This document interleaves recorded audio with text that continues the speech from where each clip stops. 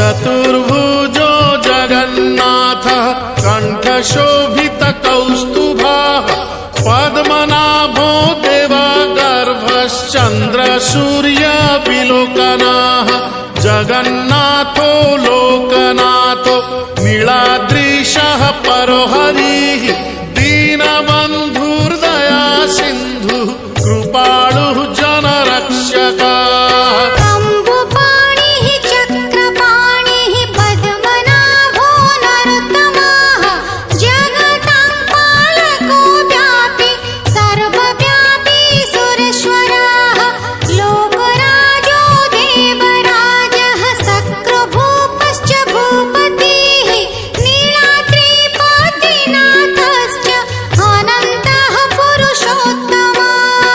तार्क्ष्योऽध्यायः कल्पतरुः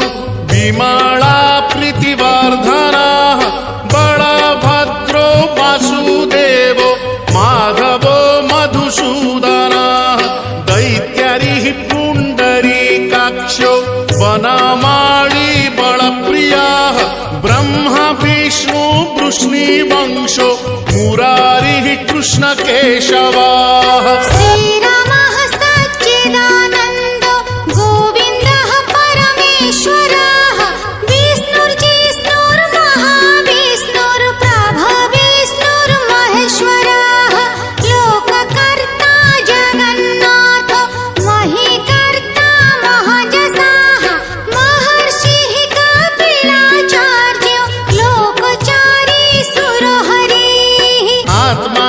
जीवपालश्च शूरः संसारपालकः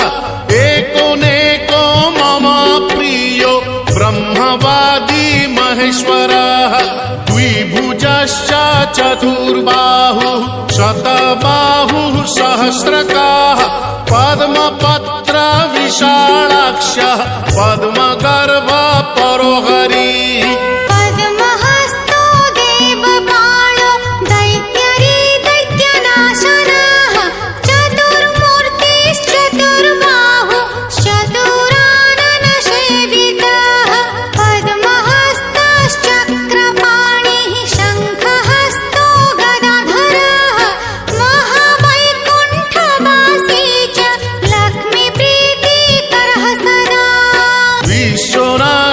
प्रीतिदश्च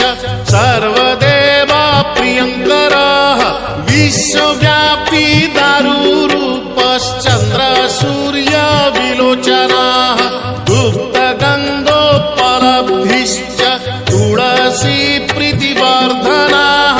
जगदीशः श्रीनिवासः श्रीपतिः श्रीगदाग्रजः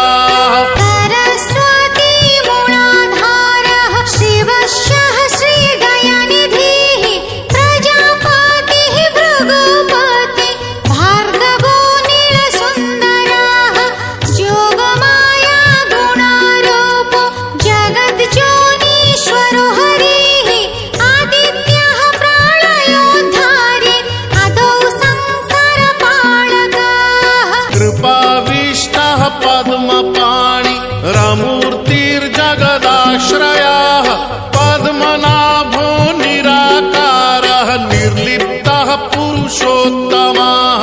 कृपाकारः जगद्व्यापी श्रीकरः शङ्खशोभितः समुद्रकोटिगम्भीरो देवता प्रीतिदः सदा।